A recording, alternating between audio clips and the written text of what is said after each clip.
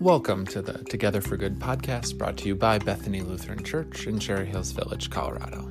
Today's episode is a talk about Holy Week. Pastor Gary and I sit down to discuss the finer details of this sacred week within the Christian calendar. We talk about some of the worship services that take place, but also the idea as a whole and how this Holy Week can help prepare us for the Easter season. Along the way, we also mention some practices that we offer up to you as possibilities for further enhancing your experience of Holy Week this year. Hope you enjoy it a lot. I hope that it does give you some new things to think about and some new ideas and observances about this entire season for this year and future years. Without further ado, here's Pastor Gary and myself talking about Holy Week. Hello, everyone, and welcome to another podcast. I'm sitting here with Pastor Gary, and as we are on the Monday of Holy Week, we thought it would be a very good idea to walk through the entirety of Holy Week and to talk about this very sacred time in the Christian calendar, many of the different pieces that go along with it and how it lines up with the Jesus story, along with a whole bunch of fun facts about things you may not have known related to the Holy Week journey, and some resources as well. We're going to be really intentional about trying to give you some suggestions for ways that you can more fully engage your observance of Holy Week this year. So, Pastor Gary, why don't you start us off? What do we need to know about Holy Week before we really get in and dive into the details? So what you need to know is it's the Monday of Holy Week, which means yesterday on Sunday we celebrated what was Palm Sunday for many, many, many years, and we've recently created that or transformed it into Passion Sunday. Part of that was the very reality that some people weren't able to get to worship for all of the different aspects of Holy Week, and yet we wanted you to know Jesus' passion before going into Jesus' resurrection. So you'll see even here at Bethany, a couple of years we'll go through the Passion cycle on Passion Sunday, Palm Sunday, and then usually in that every third year highlight simply the idea of Palm Sunday and what all of that meant. But part of that is so that you would know that you're totally immersed in that Passion story. Now the next thing that happens, of course, is you can say, well then, we had Sunday, and now nothing happens until Thursday, Maundy Thursday. But if you look in Scripture, you'll realize that there's several chapters in any given gospel, 2, 3, even maybe 4 chapters between Palm Sunday and Maundy Thursday. It's in this time that there's great devotional material for you, because all Jesus was doing was hanging around Jerusalem, teaching his disciples and anybody else who would listen, which obviously were large crowds because you had so many people coming into Jerusalem for the Passover. And it's wonderful teachings about how you prepare for this next stage of your life. He was preparing the disciples for the next stage of their life, knowing he would only be with them for really a matter of days. Yeah, and I like how that's all the preparation that Jesus is doing. And yet, in the same sense, that's very much the meta design of Holy Week as well. Yeah. Is that we walk through these last moments of Jesus' life all as a way to better prepare us for the Easter celebration. And going back to your original point about this shift from a Palm Sunday to a Passion Sunday. And that's kind of taken place throughout Christendom. We used to just celebrate Palm Sunday, and you'd read the very short passage where Jesus enters and they wave palm branches.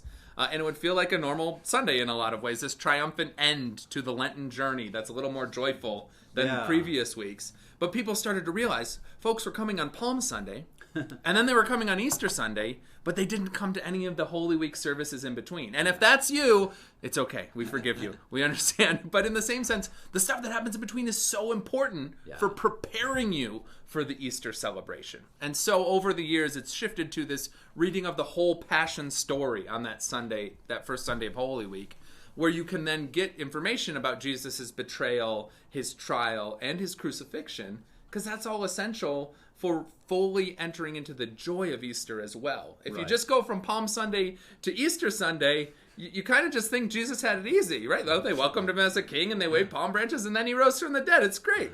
But there's some important pieces in between there that help make the whole story make sense. And so that's also really part of what Holy Week allows us to do as a congregation and as a church, is through these liturgical movements, these worship services, we fully enter into the story and experience it one day at a time in a lot of ways too.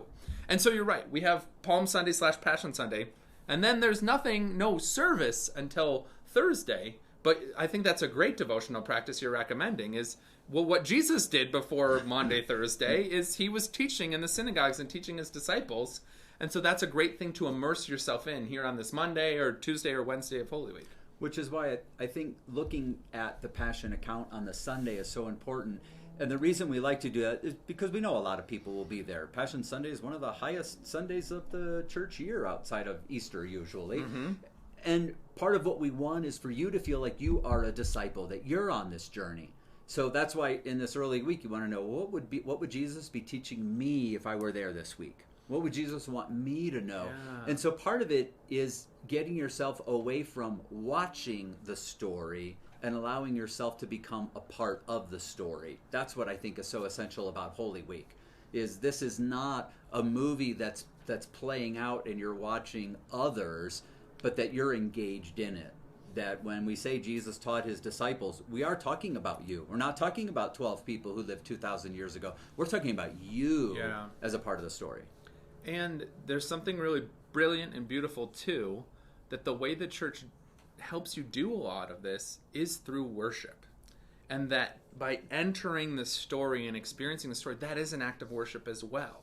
And so we have these specific services that only come up once a year during Holy Week, and it's an act of worship, and it's a worship service, oftentimes with hymns and a sermon and prayers, but kind of designed and connected to the last moments of Jesus' life, the last week of his life, so that we enter into it in a worshipful way personally and experience it devotionally.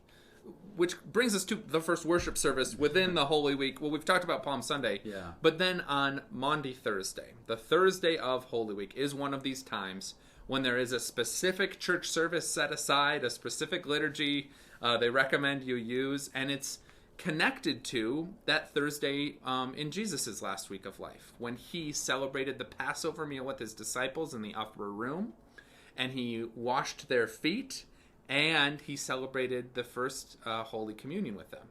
Except, Pastor Gary, those all don't happen in one gospel passage, no, do they don't. In fact, no gospel writer accounts both of those or records both of those accounts. The Gospel of John records Jesus washing his disciples' feet. Now, he does talk about the Passover meal, but only as a Passover meal. Matthew, Mark, and Luke all account for Jesus sharing bread and wine, saying, "This is my body, this is my blood," but none of those three mention foot washing. But what is so important is that this concept of that night, in any case, it was the Passover. That's the thread that draws them together, is that it was in the Passover meal either that Jesus has celebrated that first communion or that Jesus washed the feet, likely both, but neither gospel writer connected those as connecting events. But what I love about no matter which way you go is that they're both tactile events for us today. You know, you receive actual bread and wine. It's a physical event. Or you get your feet washed. It's a physical event. I don't know how you could immerse yourself in the story more than actually receiving physical bread and wine, or actually having your foot washed by somebody else. That's a really great point. And connected to all of this as well, I mean, it's also, those are also actions that Jesus commanded us to do. Right. I always like to point that out, that we often connect sacraments in these ways to things that Jesus commanded us to do. Commanded us, right? Do this in remembrance of me, in reference to communion. Yeah. And at the foot washing in John 13, that's where that's written down, he talks about, like, if I do this to you, you should do this for one another as well. Right. And so it's also that neat connection, too, of living out the commands of Jesus, as well as the physical element to it all. Right. So, so talking about Maundy, in case you missed it along the way, Maundy means command. So it is the Thursday night where Jesus commanded us, in a way, to live like Jesus. Right. Well, and as a kid, I often thought it was called Monday Thursday. That's not it. It's Maundy. It's a Latin word, Maundy, which means command. Yes, the command Thursday. Yeah. And so in typical years here at Bethany, our Maundy Thursday liturgy would include foot washing. Right, we would do that. This year, pandemic year, we're just going to have a live stream of that worship service. It's hard to do foot washing through a live stream. So, as we've already talked about, there's two different aspects to this Thursday night. There's the foot washing, and there's also the communion. Yeah. And we're going to focus more this year on the communion piece of it, because we couldn't logistically figure out how to do foot washing Right. over a live stream. Yeah. And there's something about focusing on communion when the command typically takes us toward the foot washing. But I like what you said, Pastor Nate, is that Jesus' command was to do this in remembrance of me. So it does set us up to understand that we are completely a part of this story. That when we talk about Jesus saying, do this in remembrance of me, he's not really saying reenact this. He is saying be a part of this. And it's very different than saying, go back and act like you're my disciples. No, Jesus is inviting us to be his disciples. Well said. That's an important distinction. The other neat piece to Maundy Thursday that I always like to point out for folks, on Ash Wednesday, way back at the beginning of our Lenten journey, we take part in a very long, extended confessional time. It's a good way to prepare for the Lenten season and the Lenten fast, and we confess our sins. And if you look back at your bulletin or the live stream from that day, you'll notice that we really confessed as many sins as we could think of and spent a long time focusing on that. And then on Maundy Thursday, we have a longer time for confession and absolution as well. And that's intentional. You'll hear Pastor Gary's going to lead the confession and forgiveness on Maundy Thursday. And there's this specific intro you're supposed to use on that worship service that kind of ties the whole Lenten season together. Right. As we complete the Lenten journey and head to the great 3 days, it's called, the Triduum, these 3 holy celebrations of Holy Week.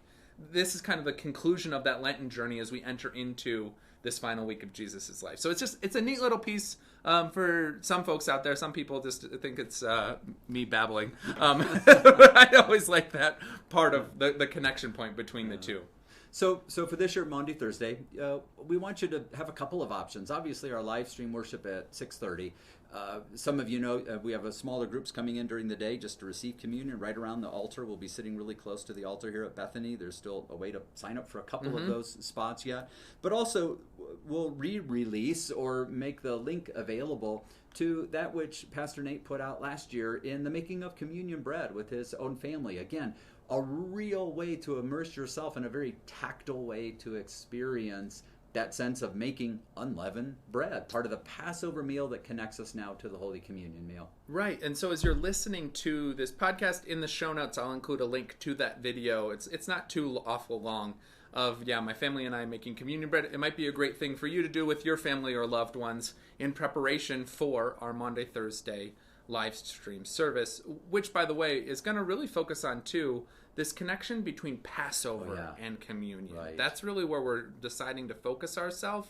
And that is an important point as we think about reliving and being a part of this last week of Jesus' life. It's important to remember the whole reason Jesus went to Jerusalem was to, die on the cross, as he kept telling his disciples, but was also for the celebration of Passover. Yeah. Passover looms large over the entire Holy Week experience, this last week of Jesus' life.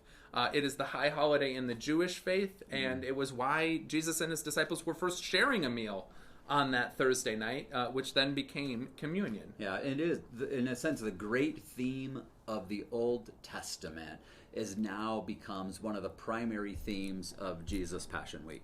And we don't want to say any more about it because we're going to say too a lot much about it on Thursday as part of our sermon together there.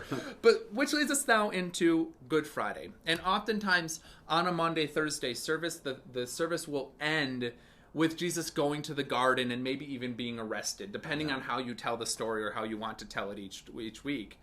And as a matter of fact, again, not to give too much away, but we do end by singing Go to Dark Gethsemane this Maundy Thursday, which then it helps create that connection.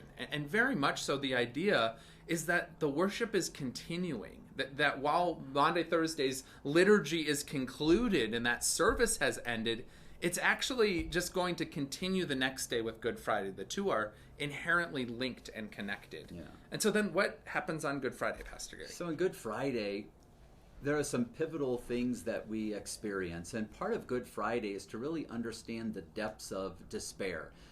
The despair that Jesus felt personally, the way that we make that known visually, but also the way that we would say, I want to know a little bit about what Jesus was feeling, thinking, expressing during that time. So oftentimes in Maundy Thursday, we do center on the crucifixion, but not just that, but around the emotions that centered around it. We look at the disciples. We look at what Jesus said in that time period. What did he say even as he was hanging on the cross and dying? And the emotions that carry through, and then other characters around it, even as we get to the end, Joseph of Arimathea and so forth. The way that so many people were involved in that, and all of it really geared for us to draw you into the very foot of the cross. Good Friday, again, is not about watching a video of what happened with Jesus at the cross. It's about ourselves walking right up to the cross and knowing that our emotions are laid bare there as well. And it's really incredible that the church creates this as part of our yearly rhythm and calendar. And really essential too. It's why Palm Sunday becomes Passion Sunday, is because we need to remember Jesus' self-sacrificing death and the emotions and the reality and the weight of this sacrifice on the cross. Yeah. And skipping over it is what we want to do the rest of the year anyways. We hold grief and death at such an arm's length in our culture, and I understand why these are hard, heavy topics, but Good Friday is a safe space where we are invited to enter into those places, knowing that God is already there too. Yeah. And that's really what theologically lives at the heart of Good Friday, is that Jesus is a human, God incarnate, who's experienced the breadth of our emotions and lived through betrayal and abandonment and pain and sorrow and suffering and even death. And still somehow God is there in those difficult moments. And that just, as Lutherans, it really lives at the heart of our theological commitments too. So go ahead and talk about that a little bit. Well, as we talk about, we have a theology of the cross.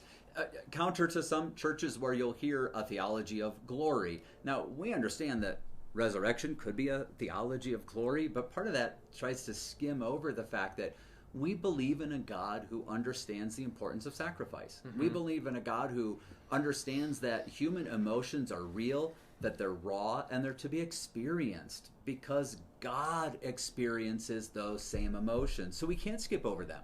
We can't believe that faith in God means that as long as we have enough faith, everything will always work out well for us. And it's really easy then when things don't work out, because then all the pastor has to say to you is, well, yeah, you might just not had enough faith for that moment. And we would say it the other way. When you experience those rawest of emotions, we would say God was right there with you. Mm-hmm. And that is a theology of the cross. Understanding that sacrifice actually changes how we think about our relationship to the world and how we think about our relationship to God along the way. The Apostle Paul writes a lot in his letters along these lines. He never uses the title Theology of the Cross. Yeah. That comes from Martin Luther. But he does talk about how the cross seems like a stumbling block to many. It seems foolish. It seems shameful. Yet it is the site of God's great victory. And it's that paradox that lives at the heart of our Christian faith that seems so hard to wrap our minds around. And yet is what makes Good Friday so essential and important and such a cornerstone, is that you can't have the resurrection if you don't have the death. You can't. Right. You can't be resurrected from life. You have to know that was there. And it does give way. We've been talking a lot all Lent about how important a Lenten season is, this time of fasting and self-reflection and repentance, for preparing you for the joy of Easter all anew. Yeah. And Good Friday is that times 10, where when we can really enter into the themes of this day and the raw emotion of this day, it makes the glory of Easter morning all the more powerful and amazing. And so just personally speaking, feel free to steal this as well. One thing that I've been committed to for the past several years is on Good Friday, and then usually on that Saturday, and maybe I'll even start it on Monday, Thursday. I try to find a book during Holy Week that deals with some sort of heavier topic. This year I'm hoping, I haven't found a copy of it yet, I thought I had one. I want to read C.S. Lewis's A Grief Observed, which I've read before, but deals with, his sense of loss and grief, and allowing myself, through the reading of this short book, to more fully enter into the difficult themes, all as part of my preparation for Easter as well. And so I offer that to you. Another piece, Pastor Gary last year put together a Good Friday video that walks through a lot of the last moments of Jesus' life, the last words of Jesus, but it includes pictures of those spots in Jerusalem during your trip there. Right. And so we'll also, in the show notes, include a link to that video if you want to rewatch that one, because that's also just another great way to more fully understand and visualize and experience these moments of Jesus' life. Yeah. Which leads us to Saturday. Right. What happens on Saturday? Well, there are some purists out there who would still say, Pastor Gary, Pastor Nate, you must have an Easter Vigil service, which is a very long worship service. If you do it right, it takes about 3 hours, and surprisingly, you don't get 600 people to show up for it as a course of action. And so it's still out there. You could probably Google Easter Vigil and go through a little time yourselves. And it really was only a matter of a few years ago that Bethany stopped participating in a kind of Easter Vigil. And the reason for that was really quite practical. There are a lot of people who can't be a part of and Sunday morning Easter festival worship, but can make one on Saturday night. And we realized there was a lot more interest in celebrating a Saturday night Easter festival than a Saturday night Easter vigil. The reason the vigil is still important is because it walks us through that story of salvation. Yeah. It unfolds that. The 12 during the Easter Vigil service, there are 12. You heard me. 12 assigned readings. On a Sunday morning, we might have 3, maybe 4. But on Easter Vigil, you have 12, but they're each specifically chosen, and it does recount the history of God saving God's people, and many in various different ways. I think you get Shadrach, Meshach, and Abednego, right? Oh, yeah, I think maybe that's... From the book of Daniel. Yeah. That's an obscure story you don't hear the rest of the year. And so that's really the theme of it, is that on this vigil night, as you are waiting and watching at the tomb, thinking that hope has been lost, there are these glimmers of it, and there's this reminder of the history of salvation and all the ways that God has saved God's people, even when it seemed most hopeless. And so that's part of what you're keeping watch for, and it does kind of lead into a reference or a hat tip to the resurrection, I believe, by the end. But yeah, 3 hours and 12 readings. Perhaps it works to have a very practical Easter celebration on Saturday nights for those who might have to work on Sunday mornings or otherwise. So here at Bethany, our Saturday nights are full Easter festival worship services. The same bulletin that you would experience on Sunday morning, the same hymns, the same wonderful music, Rick at the organ, all of that's a part of that. Because if you are a part of our culture today, like as I mentioned, not everybody is available Sunday mornings. We have people who work in healthcare. We have people who work in hospitality industries. I work on Sunday morning. Yeah. So do you. And so we really would say, why would we limit our opportunity to celebrate the great festival of the church year to just a couple hours on a Sunday morning, when Saturday night's perfectly available to us, and you will feel all of the joy of the resurrection, whether you're here Saturday night or on Sunday morning as part of worship. And so that gives you some idea about Holy Week. We're not going to say too much about Easter because we're not there yet. All of this stuff that comes before it is so important and so essential, and helps us, as we've been saying all along, more fully experience the joy and the promise and the majesty of Easter morning. One little final fun note, we're going to say Alleluia an awful lot on Easter morning.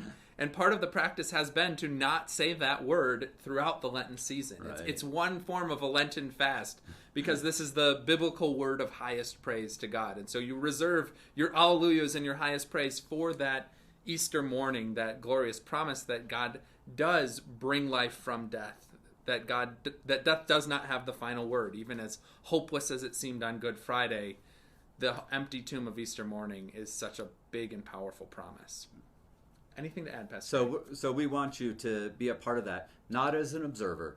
We invite you into into discipleship this Holy Week. Well, allow the story to be your story, a relational story between you and God, between you and Jesus, so that when we do come to that Easter festival, you will know that you are a part of the resurrection, fully immersed in the joy of that day. So, have a blessed Holy Week and a joyful Easter. Thanks for listening to the podcast, everyone. We hope to see you at many of these offerings in the days ahead. Blessings to all of you. Stay in peace.